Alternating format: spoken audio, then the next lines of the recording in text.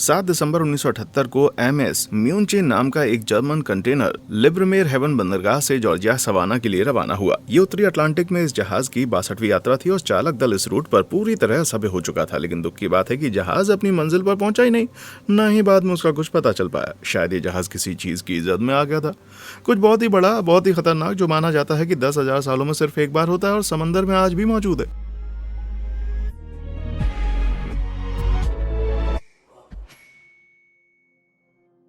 अंदाजे के लिए बता दें कि एमएस म्यूनचेन 857 फुट लंबा एक विशालकाय जहाज था जो कि 28 सदस्यों वाले अनुभवी चालक दल समेत लाइटर कहे जाने वाले बड़े बड़े कंटेनर ले जा रहा था। 18 समुद्री मील की टॉप स्पीड के हिसाब से जर्मनी से अमेरिका तक की 5000 समुद्री मील से थोड़ा कम दूरी की यात्रा पूरी करने में उन्हें लगभग 11 दिन लगने वाले थे। नवंबर से ही समुद्र का मौसम काफी तूफानी हो रखा था। एक हिंसक तूफान चल रहा था, लेकिन दहाड़ती लहरें और जबरदस्त हवाएं म्यूनचेन की तैरने की असाधारण क्षमता के सामने कुछ भी नहीं थी। सो जहाज ने अपनी यात्रा जारी रखी, पर 12 दिसंबर को सुबह 3 बजे जहाज अचानक से मदद की गुहार लगाने लगा। पर मोर्स कोड द्वारा भेजी गई मदद के इस गुहार के सिर्फ कुछ ही हिस्से उस इलाके में मौजूद दूसरे जहाजों तक पहुंच पाए। लेकिन इससे पहले कि कोई जहाज मदद के लिए जवाब दे पाता, म्यूनचेन हमेशा के लिए शांत हो गया था। जहाज के साथ कोई हादसा होने के अंदेशे से तुरंत बचाव प्रयास शुरू कर दिए गए। रह रहकर जहाज से ऑटोमेटेड मैसेज और कॉल्स के टुकड़े भी प्राप्त हो रहे थे, जिसके चलते अभी कुछ कुछ उम्मीद बाकी लग रही थी। तेज हवाओं और खराब मौसम के बावजूद खोज जारी रही। 100 से ज्यादा शिप्स और 16 एयरप्लेन दिन रात जहाज की आखिरी लोकेशन वाले सीसीसी इलाके को खंगालते रहे।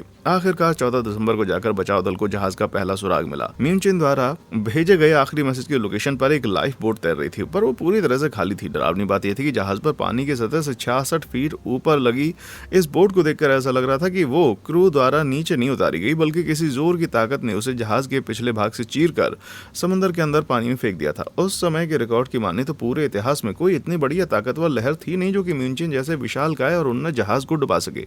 ये लगभग ऐसा दिख रहा था मानो किसी दैत्याकार समुद्री राक्षस ने पानी से बाहर निकलकर लाइफ बोट को जहाज से नोच लिया हो। जैसे जैसे दिन बीतते गए, म्यूनचेन की क्षतिग्रस्त लाइफ बोट और उस पर लदे हुए 3 लाइटर जैसी चीजें पानी में पाई जाने लगी। बता देंगे वो तीनों की तीनों लाइटर पूरी तरह से खाली थे और आखिरकार 20 दिसंबर को जहाज मिलने की सारी उम्मीदें खत्म हो जाने के बाद खोजी अभियान रोक दिया गया। माना गया कि एमएस म्यूनचेन और उसके चालक दल के सभी 28 सदस्य समुद्र में हमेशा के लिए खो चुके थे या उसकी गहराइयों में छिपी किसी चीज के हत्थे चढ़ चुके थे। वैज्ञानिक और समुद्री एक्सपर्ट्स काफी डरे हुए थे और कंफ्यूज थे कि आखिर कौन सी ऐसी चीज है जो ऐसा कर सकती है। लेकिन पुराना अनुभव रखने वाले नाविकों को अच्छे से पता था कि इसके लिए कौन सी चीज जिम्मेदार थी। सदियों से वे एक ऐसी चीज की कहानी और अफवाहें सुनते चले आ रहे थे जो वैज्ञानिक समझ और सूझबूझ से एकदम परे थी। भले ही बहुत कम लोगों को उन पर यकीन था, लेकिन पलक झपकते ही जहाजों को समुद्र से गायब कर देने वाली 100 फीट से ज्यादा ऊंची पहाड़ों जैसी लहरों के प्राचीन किस्से अब अचानक से थोड़े सच नजर आने लगे थे।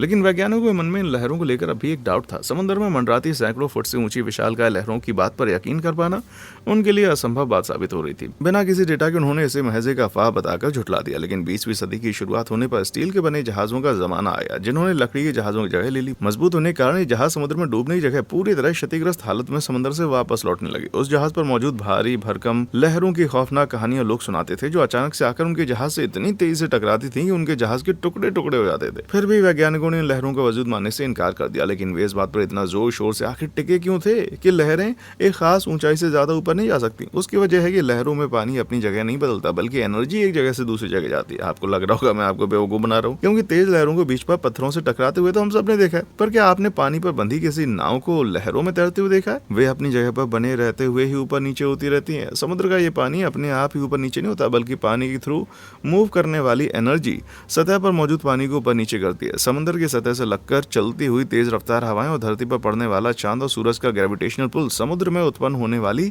इस एनर्जी के लिए जिम्मेदार होते हैं। ये एनर्जी लहरों के रूप में समुद्र में एक जगह से दूसरी जगह जाती है, जब तक कि ये रास्ते में आने वाली किसी भी रुकावट से टकराकर टूट नहीं जाती। शुरू में वैज्ञानिकों को लगता था कि ऊर्जा की तरंगें असल में लीनियर वेव्स हैं। इस वीडियो को देख रहे म्यूजिशियन जानते होंगे कि इसे हार्मोनिक वेव्स कहा जाता है, क्योंकि इसके चढ़ाव और उतार की ऊंचाई बराबर होती है। गणित का थोड़ा बहुत इस्तेमाल करते हुए इन लहरों की ऊंचाई सटीक रूप से आंकी जा सकती है। तो अपनी कैलकुलेशंस के हिसाब से वे वैज्ञानिक इस नतीजे पर पहुंचे कि समुद्र की लहरें ज्यादा से ज्यादा 30 फुट की ऊंचाई तक ही प्राप्त कर सकती हैं और उससे ऊंची लहर का बनना असंभव माना जाता। लेकिन साल 1995 में नए साल के दिन एक ऐसी घटना हुई जिसने सब कुछ बदल के रख दिया। एक और जहां बाकी की दुनिया पिछली रात की गई पार्टी शार्टी और मस्ती के हैंगओवर से उबर रही थी, नॉर्वे के नॉर्थ सी में स्थित ड्रॉपनर ऑयल रिग के क्रू मेंबर समुद्र में उफान खाती भयानक और जबरदस्त लहरों से खुद को बचाने की भरसक कोशिश में जुटे हुए थे। बताते हैं कि उस जगह समुद्र की गहराई महज 328 फुट है, जो पैसिफिक ओशन की 6.5 मील की गहराई के मुकाबले कुछ भी नहीं है। नॉर्थ सी में पानी की गहराई कम होने के कारण इसके पानी में अक्सर तूफान और लहरें उठती रहती हैं, जिसके कारण इस समुद्र में लगे ऑयल रिग जैसे स्ट्रक्चर्स को समुद्र की तली में मजबूती से धंसा दिया जाता है ताकि वे पानी में बह न जाए। ऑयल रिग एक तरह का प्लेटफॉर्म होता है जिसकी मदद से समुद्र के नीचे जमीन में दबी गैस और तेल को निकाला जाता है। समुद्र में इस तरह के माहौल में क्रू को सुरक्षित रखने के लिए ड्रॉपनर प्लेटफॉर्म पर नीचे की दिशा में एक लेजर लगी हुई थी ताकि आसपास के समुद्र स्तर पर पैनी नजर रखी जा सके।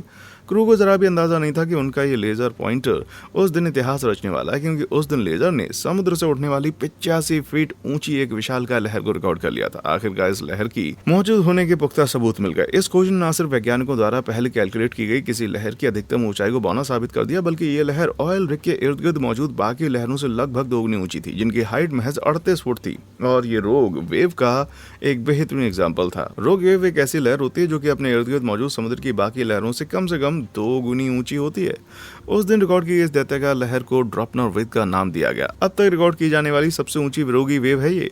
यानी अब पूरी तरह साबित हो चुका था कि रोग वेव्स के अस्तित्व की बातें पूरी तरह सत्य हैं। वाह भाई, जैसे समुद्र पहले ज्यादा डरावना नहीं था। मनगढ़ंत कहानी माने जाने वाली इन लहरों की बात सच होने के बाद शोधकर्ताओं ने समुद्र में रहस्यमय ढंग से गायब हो जाने वाले MS मिंचिन जैसे जहाजों की रिपोर्ट को फिर से परखना शुरू किया। वे इस नतीजे पर पहुंचे कि महज 20वीं शताब्दी के दूसरे हाफ में इस तरह की रोग वेव्स 22 सुपर टैंकर समेत अनगिनत दूसरे जहाजों को डुबा चुकी हैं और 500 से ज्यादा लोगों की जानें ले चुकी हैं। आप इस बात से अंदाजा लगा सकते हैं कि अगर पिछले कुछ सर्दियों के दौरान इन लहरों के चलते मारे जाने वाले लोगों की संख्या की गणना की जाए तो आंकड़ा बिना किसी डाउट के 10वें हजार से पार पहुंच जाएगा। लेकिन रोग वेव की मौजूदगी सच साबित हो जाने के बाद भी वैज्ञानिकों का मानना था कि ऐसी लहरें कभी कभार उठती हैं। कुछ ओशनोग्राफर्स और मैकेनिकल इंजीनियर्स ने एस्टिमेट लगाया कि ये लहरें इतनी बड़ी होती हैं और उन्हें पैदा करने में इतनी ज्यादा एनर्जी की जरूरत होती है कि 10,000 सालों में महज 1-2 बार ही पैदा होती है। चलो शुक्र है, अब मैं क्रूज हॉलिडे पर तो जा ही सकता हूँ, पर पता चला कि ये गणना पूरी तरह गलत थी। रोग वेव्स के अध्ययन को समर्पित मैक्सवेव नाम के एक वैज्ञानिक ग्रुप ने जब यूरोपियन स्पेस एजेंसी द्वारा साल 2001 में ली गई समुद्र की 30,000 से भी ज्यादा सैटेलाइट फोटोज को अच्छे से स्टडी किया तो पाया कि उस महज 3 हफ्तों के दरमियान 10 से ज्यादा रोग वेव समुद्र में पैदा हुई थी। पर ये तो सिर्फ वे लहरें थी जिन्हें पहचानने में ग्रुप कामयाब रहा। सो ये लहरें समुद्र में नियमित रूप से उत्पन्न होती रहती हैं। यानी मुझे क्रूज हॉलिडे पर जाने का अपना वो प्लान फिलहाल तो टालना पड़ेगा, खासकर द नॉर्वेजियन ड्रोन के साथ होने वाली घटना को मद्देनजर रखते हुए। 3 साल पुरानी ये शिप 2200 यात्रियों के साथ साल 2005 में बहामास के क्रूज पर जा रही थी जब एक बड़ी सी रोग वेव न जाने कहां से आकर जहाज से टकरा गई। बड़ी सी शिप के 10वें माले तक पहुंचने वाली इस भारी भरगम लहर ने 2 कमरों की खिड़कियां तोड़ दी और 62 कमरों को पानी से भरने के साथ साथ 4 लोगों को जख्मी भी कर दिया। कुछ दावों के माने तो उस लहर की ऊंचाई 70 फुट से भी ज्यादा थी, जो किसी 7 मंजिला बिल्डिंग के बराबर है। भाई साहब, अगर मैं अपने जहाज की तरफ को इतनी भारी भरकम लहर आते हुए देखूं ना, डर के मारे मेरा तो पेशाब ही निकल जाएगा। वहीं दक्षिण अफ्रीका के खतरनाक दक्षिण पूर्वी तट के आसपास रोग वेव्स को समुद्र का कुआं भी कहा जाता है। पर किसी लहर को कुआं कहना कुछ अजीब सा नहीं लगता? ऐसा इसलिए क्योंकि इन लहरों से टकराने वाले जहाज लिटरली गायब हो जाते हैं, मानो कि वो किसी कुएं में गिर गए। 1992 में अनुमान लगाया गया कि अकेले इसी क्षेत्र में लगभग 80 से 100 जहाज डूब चुके हैं, जहां 30 फुट ऊंची लहरें अचानक से उठती हैं और छोटे जहाजों को खुद में समा लेती हैं। पर यह इकलौती जगह नहीं जहां पर ऐसा होता है। ऑस्ट्रेलिया के सिडनी में साल 2017 में जहाज मेनली फेरी के क्रू मेंबर्स ने जहाज से टकराती भारी भरकम लहरों की फुटेज रिकॉर्ड की, जो कि शिप को हर दिशा में उछाल रही थी। लहरें इतनी बड़ी थीं कि कुछ पल के लिए पूरा का पूरा जहाज पानी में समा जाता था। लेकिन फेरी बोट्स को समुद्र का खराब मौसम झेलने के लिए डिजाइन किया जाता और खराब मौसम में भी उनकी सेवाएं कभी नहीं रोकी जाती। पर अफसोस के दक्षिण अफ्रीका के तट पर मौजूद सभी शिप्स के लिए ऐसा नहीं कहा जा सकता। रोग वेव्स तो वैसे भी डरावनी होती हैं, लेकिन समुद्र में पानी की दीवार का रूप लेकर वो और ज्यादा डरावनी हो जाती हैं। इसका बेहतरीन एग्जाम्पल फ्लोरिडा की डेटोना बीच पर साल 1991 में देखने को मिला, जबकि करीब 18 फुट ऊंची और 27 मील लंबी एक बड़ी सी रोग वेव ने शान से बड़े समुद्र में अचानक से खलबली मचा दी। इस लहर के चलते करीब 100 कारें पानी में डूब गई और शुरुआती रिपोर्ट्स के मुताबिक 75 लोगों को छोटी मोटी चोटें भी आई। लेकिन डेटा इकट्ठा करने के लिए केप कैनावेरल के पास समुद्र में लगाए गए उपकरणों ने भी कुछ रिकॉर्ड नहीं किया। कुछ लोगों का कहना था कि ऐसा कभी सुनामी के चलते हुआ था, लेकिन उस वक्त दुनिया में कहीं कोई भूकंप भी नहीं रिकॉर्ड किया गया। तो हो सकता है कि समुद्र की सतह के नीचे होने वाली किसी बड़ी सी लैंडस्लाइड ने ऐसा किया हो, या शायद समुद्र में गिरने वाले किसी बड़े से मीटियर ने। पर ऐसे किसी दावे को सपोर्ट करने के लिए कोई भी सबूत मौजूद नहीं है। और सबसे अजीब बात यह है कि ऐसा कुछ यहाँ कभी हुआ ही नहीं था। यानी कि उस लहर के उठने का कारण आज तक एक राज बना हुआ है। ये कहानी तो भाई मुझे डरा देती है, पर उतना नहीं जितना इन रोग वेव्स को अपने पूरे शबाब पर उछलते हुए कूदते हुए देखना है, जैसे कि ये।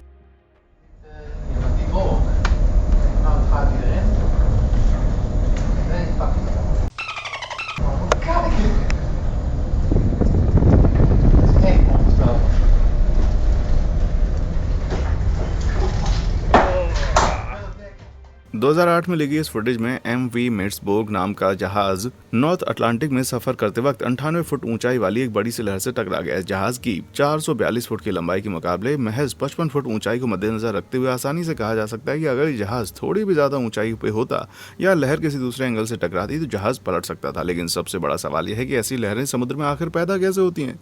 तो इस सवाल का जवाब यह है कि कोई भी नहीं जानता, जिसके चलते इन लहरों को स्टडी कर पाना बेहद मुश्किल होता है। साथ ही वे ज्यादातर खुले समुद्र में ही पैदा होती हैं, जो दुनिया के सबसे दुर्गम इलाकों में से एक माने जाते हैं। जो भी थोड़ी बहुत जानकारी उपलब्ध है उसके हिसाब से वैज्ञानिक 2 थ्योरीज प्रपोज करते हैं।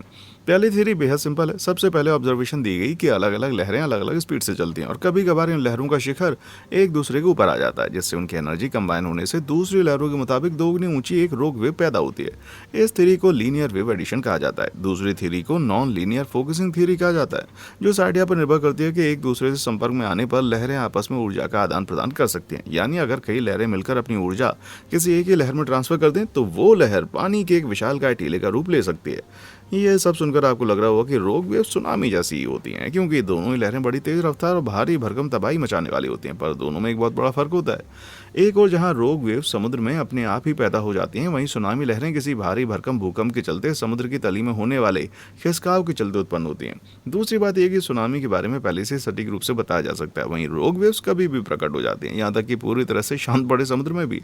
लेकिन सबसे पहले आप हमेशा के लिए समुद्र के पास ना जाने का फैसला कर लें। आपको बता दूं, वैज्ञानिक रोग वेव्स को सटीक रूप से प्रेडिक्ट कर सकने वाली एक डिवाइस के प्रोजेक्ट पर काम कर रहे हैं। अमेरिका की national oceanic and atmospheric administration ने एक ऐसा सिस्टम विकसित कर लिया है कि हर घंटे इन लहरों के लिहाज से समुद्र के खतरनाक इलाकों को प्रेडिक्ट किया जा सके। इसलिए इस प्रोजेक्ट को वेव वॉच 3 का नाम दिया गया है। 2019 में रिलीज होने वाले इस प्रोजेक्ट का latest version mathematical probability formula की मदद से समुद्र के खतरनाक इलाकों का प्रेडिक्शन करना है। ये एक बहुत ही काम का साबित हो सकता है, जिससे नाविक खुद को खतरनाक समुद्र से पूरी तरह बचा सकेंगे। पर समस्या यह है कि रोग वेव समुद्र में महज 10 से 15 सेकंड में भी उत्पन्न हो सकते हैं। यानी ये लहरें वेव वॉच प्रोग्राम का फोरकास्ट आने से ज्यादा जल्दी से तबाही मचा सकती हैं और जहाज अभी भी उनके खतरे से पूरी तरह से बाहर नहीं है भाई। रोग वेव्स को सही तरीके से प्रेडिक्ट करने के लिए वैज्ञानिकों को ऐसा रडार सिस्टम बनाना पड़ेगा जो किसी जहाज के इर्द गिर्द मौजूद लहरों को लगातार नाप सके। फिर इस डेटा को एक ऐसे कंप्यूटर मॉडल में फीड करना पड़ेगा जो प्रेडिक्ट कर सके कि अगले कुछ मिनटों में किस तरह की लहरें पैदा होंगी, जिससे आने वाली किसी भी खतरनाक लहर के बारे में पहले ही पता चल जाए। पर ऐसी कोई भी टेक्नोलॉजी बनाई जानी अभी बाकी है। उम्मीद है वैज्ञानिक इस दिशा में जल्द से जल्द कदम उठाने शुरू कर देंगे, क्योंकि सचमुच मेरा किसी क्रूज यात्रा पर जाने का बड़ा मन है। अब आपको बता दें, रोग वेव समुद्र में उत्पन्न होने वाली इकलौती घातक लहरें नहीं है, लेकिन कुछ और भी खतरनाक लहरों को देखने से पहले क्यों ना आप नीचे मौजूद लाइक और सब्सक्राइब बटन को दबा दें। कर दिया? ग्रेट। चलिए आइए चप्पू मारते हुए थोड़ा और आगे चलते हैं और देखते हैं समुद्र में कैसी कैसी हैरत अंगेज लहरें मौजूद होती हैं। 3 बार और जहाज का काम तमाम। कनाडा और United states of America north America में एक दूसरे के करीब 5525 मील लंबी बॉर्डर साझा करते हैं और रायन रेनॉल्ड्स दोनों देशों की नागरिकता रखने के मामले में अकेले नहीं है। लेक सुपीरियर भी कनाडा और अमेरिका दोनों में आती है और ये दुनिया की सबसे बड़ी मीठे पानी की झील भी है। पूरब से पश्चिम तक 350 मील और उत्तर से दक्षिण तक 160 मील लंबी चौड़ी ये झील इसके मुकाबले दूसरी झीलें किसी छोटे तालाब जैसी लगती हैं। ये झील कनाडा के ऑन्टेरियो प्रांत और यूएसए के मिनेसोटा, मिशिगन और विस्कॉन्सिन प्रांतों में फैली हुई है। ये झील साइज में इतनी बड़ी है कि इसे झील नहीं बल्कि जमीन से घिरा हुआ एक समुद्र कहना ज्यादा सही रहेगा। जी हाँ, झील वाकई इतनी ज़्यादा बड़ी है कि खुद मौसम को अपने हिसाब से ढाल लेती है। गर्मियों के मौसम में झील किसी सतह से लगकर बहने वाली हवा के पूरे इलाके को ठंडा कर देती है, लेकिन सर्दियां आती झील गर्मियों के मौसम में पानी द्वारा सोखी गई गर्मी को वापस हवा में छोड़ती है, जिसके कारण इर्द गिर्द के इलाके में गर्मी बनी रहती है। झील द्वारा छोड़ी गई इस गर्मी के कारण सर्दियों में भयंकर तूफान भी उत्पन्न होते हैं। उदाहरण के लिए साल 2018 की सर्दियों में उठने वाले तूफान को ले लीजिए, जिसकी 86 मील प्रति घंटे की रफ्तार से बहने वाली हवाओं के चलते झील के किनारे बेस इलाकों को 25 फुट ऊंची लहरों की मार झेलनी नहीं पड़ी। लेकिन लेक सुपीरियर में कुछ ऐसा भी है जो सर्दियों में उठने वाले तूफानों से कहीं ज्यादा खतरनाक है। 3 सिस्टर नाम से जाने जाने वाली एक बेहद अनोखी लहर ओल्सन वाले ग्रुप से ठीक उलट तिकड़ी इतनी घातक है कि आप इनसे कभी मिलना नहीं चाहेंगे। 3 सिस्टर्स 3 ऊंची रोग वेव्स का एक ग्रुप है, जिसमें तीनों लहरें एक दूसरे के ठीक पीछे चलती हैं, जिनकी गिरफ्त से बच पाना लगभग नामुमकिन सा है। 3 सिस्टर्स की तीनों लहरें एक दूसरे के ठीक पीछे चलती हैं, यानी अगर कोई जहाज पहली लहर से टकराता है तो वो उसके झटके से उबर पाए और अंदर भरे पानी को बाहर कर पाए, उससे पहले 2 और शक्तिशाली लहरों से टकरा जाता है। 3 जोरदार जोरदार झटकों की मार से जहाज खतरनाक तरीके से डोलने लगता था और न जाने कितने ही जहाज इसी तरह समुद्र की तली में समा चुके हैं। उदाहरण के लिए एडमंड फिट्जजेराल्ड का ही केस ले लीजिए। फिट्जजेराल्ड 700 फुट ऊंचा लंबा एक जहाज था जो कि लेक सुपीरियर जैसी विशालकाय झीलों के पानियों को चीरने के लिए बनाया गया था, लेकिन 10 नवंबर 1975 वाले दिन विस्कॉन्सिन से निकलने के बाद ये जहाज एक भयानक तूफान में फंस गया। 60 मील प्रति घंटे की जबरदस्त रफ्तार से चलने वाली तूफानी हवाओं ने झील के पानी को ऐसा जबरदस्त रगड़ा कि 10 फुट ऊंचाई तक पहुंचने लगी है। तभी फिट्जजेराल्ड पर द थ्री सिस्टर्स ने धावा बोल दिया, जो कि 30-35 फीट ऊंचाई वाली 3 बड़ी रोग वेव्स हैं। पहली टक्कर के बाद समय रहते दूसरी और तीसरी लहर के रास्ते से बचकर ना निकल पाने के कारण जहाज पलट गया और उस पर सवार क्रू के सभी 29 सदस्य जहाज के साथ हमेशा के लिए पानी में डूब गए। थ्री सिस्टर्स कही जाने वाली इन जानलेवा लहरों की उत्पत्ति का सटीक कारण अब तक पता नहीं चल पाया। कुछ लोगों का मानना है कि झील की सतह के नीचे मौजूद चट्टानों या टीलों से टकराने के कारण लहरों का एक पैटर्न पैदा होता है, जिसमें 3 बड़ी लहरें सतह तक पहुंच जाती हैं। शुक्र है कि लेक सुपीरियर की औसत महज गहराई से 483 फीट है, जिसके चलते थ्री सिस्टर्स लहरें 30-40 फीट से ज्यादा ऊंचाई कभी हासिल नहीं कर सकती। फिर भी ये किसी 4 मंजिला इमारत जितनी ऊंची है, लेकिन समुद्र में उठने वाली रोग वेव्स 100 फीट तक ऊंची हो सकती हैं, जिनके सामने 40 फीट तो कुछ भी नहीं है भाई। ये सब कुछ जानने के बाद आप 100 फुट ऊंचाई वाली किसी एक लहर से टकराना पसंद करेंगे या थ्री सिस्टर्स की मार झेलना पसंद करेंगे? मात्र ये सवाल पूछने पर से मेरे शरीर के रोंगटे खड़े हो जाते हैं भाई। लुका छिपी करने वाली बीच। आउटिंग के लिए किसी बीच पर जाने से ज्यादा एक्साइटिंग भला क्या हो सकता है। आमतौर पर आप वहां पर तैर सकते हैं, आराम कर सकते हैं और रेत के टीले बनाने समेत और भी बहुत सारे मजेदार काम कर सकते हैं। पर क्या कभी ऐसा हुआ कि बीच पर पहुंचने पर आपने पाया कि वहां पर सारी की सारी रेत गायब है? मैं जानता हूँ ये सवाल मनगढ़ंत सा मालूम पड़ता है, पर मैं वाकई में सच बोल रहा हूँ। दुनिया भर में ऐसी कई घटनाएं हो चुकी हैं जहाँ बीचेस गायब होकर पथरीले तटों में बदल चुके हैं। अगर आपको पत्थरों पर लेटकर धूप सेकना पसंद नहीं है तो आप ऐसी किसी बीच पर जाना कभी पसंद नहीं करेंगे। पर रातों रात पूरी बीच कैसे गायब हो सकती है? अजीबोगरीब वाकया ये आयरलैंड के पश्चिमी तट के पास स्थित एकेल आइलैंड पर देखने को मिला। डोआक 650 फुट लंबाई वाली एक रेतीली बीच थी, जो कि इस साल 1984 में एक समुद्री तूफान आने के बाद पूरी तरह से गायब हो गई थी। इस तरह के मामलों को अच्छा समझने के लिए हमें ये जानने की जरूरत है कि बीच का निर्माण आखिर होता कैसे है। समुद्र किसी बड़ी सी चक्की की तरह पत्थरों के बेहद छोटे छोटे टुकड़े कर देता है, जो तटों पर जमा होकर बीच का निर्माण करते हैं। रेत के कण पानी में इकट्ठा हो जाते हैं और ज्वार भाटा के दौरान बीच पर आकर जमा हो जाते हैं। इस तरह तट पर रेत की परत दर परत जमा होती जाती है और कुछ सालों के बाद टूरिस्टों का स्वागत करने के लिए एक सुंदर रेतीला बीच बनकर तैयार हो जाता है। लेकिन समुद्र हमें बीचेस प्रदान करता है तो पलक झपकते उनको वापस भी छीन सकता है भाई। समुद्र तट से टकराने वाली लहरों में इतनी ज्यादा ताकत होती है कि किनारे पर जमा रेत भी बह सकती है और पत्थरों के टुकड़े चकनाचूर हो सकते हैं। महज एक ताकतवर लहर तट पर मौजूद ढीली रेत को बहाकर ले जा सकती है और तट पे कटान पैदा कर सकती है, जिसे कोस्टल इरोजन कहते हैं। किसी ताकतवर तूफान के दौरान इरोजन की यह प्रक्रिया कई गुना ज्यादा तेज हो जाती है। तूफान से उठने वाली हवा बेहद जोशीली लहरें पैदा करती है, जो बीच पर मौजूद सैकड़ों टन रेत को एक झटके में बहाकर ले जाती है। डोआक बीच पर साल 1984 में ठीक ऐसा ही हुआ, जब सर्दियों में उठने वाला एक भीषण तूफान समुद्र को उसने इतना ज्यादा अस्थिर बना दिया कि तेज लहरें तटों से टकराकर पूरी की पूरी बीच को बहाकर ले गईं और पीछे सिर्फ कंकड़ पत्थर बचे रह गए। लेकिन इससे भी अजीब किस्सा तो यह है कि करीब 34 साल के बाद ये बीच फिर से अपने यहाँ प्रकट हो गया। ईस्टर 2017 के दौरान आने वाली एक बेहद भारी भरकम टाइड ने तट पर सैकड़ों टन रेत जमा कर दी, जिससे बीच फिर से बनकर तैयार हो गया। इस अनोखे अजीबोगरीब बीच को देखने के लिए सैलानियों का तांता सा लगने लगा। इस साल इन पर आने वालों की संख्या में 70% का इजाफा हुआ, जिसके चलते 79 नए लोगों को रोजगार के अवसर मिलने लगे। पर आगे पता चला कि समुद्र एकेल आइलैंड वासियों से शायद मजाक कर रहा था, क्योंकि सन 2019 में बीच फिर से गायब हो गई। कुदरत के इस बेरहम मजाक के चलते आइलैंड की टूरिस्ट इंडस्ट्री पूरी तरह से बर्बाद हो गई और स्थानीय लोगों की हालत बस से बदतर होने लगी। तो अगली बार आप कहीं वेकेशन प्लान करें तो कंफर्म करके जाना, कहीं पता चले कि बीच ही गायब न हो जाए। लहरों के नीचे दबी लहरें। अगर मैं आपसे कहूं कि दुनिया के समुद्रों में उठने वाली सबसे बड़ी लहरों को हम देख ही नहीं सकते, तो सुनने में किसी मोटिवेशनल इंस्टाग्राम पोस्ट के कैप्शन जैसा लगता है। ये कुछ हैशटैग लिव लाइफ जैसा हो सकता है, पर चिंता ना करें, ये कोई इंस्टाग्राम पोस्ट नहीं बल्कि असली फिजिक्स की बात है। इंटरनल वेव समुद्र में उठने वाली सबसे बड़ी लहरों में से एक होती है, पर इसे इंसानी आंखों से नहीं देखा जा सकता, क्योंकि ये समुद्र की सतह के नीचे अपना काम कर रही होती है। आपको शायद लगता हो कि समुद्र व्हेल मछलियों के लिए एक बड़े से स्विमिंग पूल से ज्यादा कुछ भी नहीं है, पर असल में ये किसी केक की तरह एक के ऊपर एक रखी गई परतों बना होता है। ऊपरी सतह का पानी थोड़ा गर्म होता है, जहां नमक की मात्रा भी कम होती है, लेकिन गहराई में जाने पर पानी की डेंसिटी बढ़ती जाती है और इसमें नमक की तादाद भी बढ़ जाती है, जो ठंडा होकर नीचे डूब जाता है।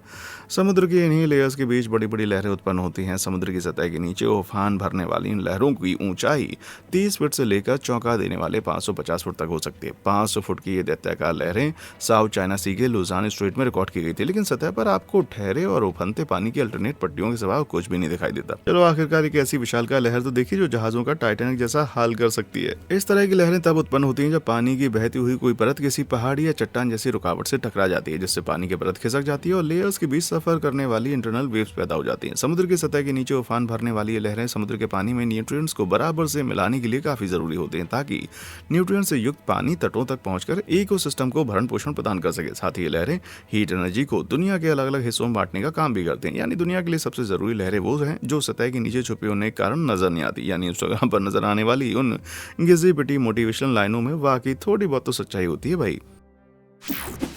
Planetary waves. मैं समझ सकता हूँ कि प्लानिटरी वेव सुनने पर आपको लगता होगा कि मैं क्रिस्टोफर नोलन की महान साइ-फाई मूवी इंटरस्टेलर की उस मशहूर सीन की बात कर रहा हूँ, पर असल में हम जिस चीज की बात कर रहे हैं वो हमारे से कहीं ज्यादा करीब यानी यहीं पृथ्वी पर मौजूद है। मैं पहले आगाह कर देता हूँ कि कॉन्सेप्ट उस फिल्म की स्टोरी समझने से भी थोड़ा ज्यादा मुश्किल है, फिर भी मैं इसे आपके लिए आसान बनाने की पूरी कोशिश करूंगा, तो आप हमारे साथ बने रहिए। चलिए शुरू करते हैं। प्लानिटरी वेव असल में ऐसी लहरें होती हैं जो समुद्र और पर्यावरण को एक जगह से दूसरी जगह पहुंचाती हैं, जिन्हें वैज्ञानिक भाषा में रॉसबी वेव कहा जाता है। ये लहरें उन लहरों की तरह नहीं होती जिन्हें आप बीच पर देखते हैं, बल्कि ये लहरें समुद्र और वायुमंडल में सैकड़ों मील दूर तक फैली होती हैं। ये लहरें इतनी बड़ी होती हैं कि ये धरती की जलवायु को भी बदल के रख सकती हैं।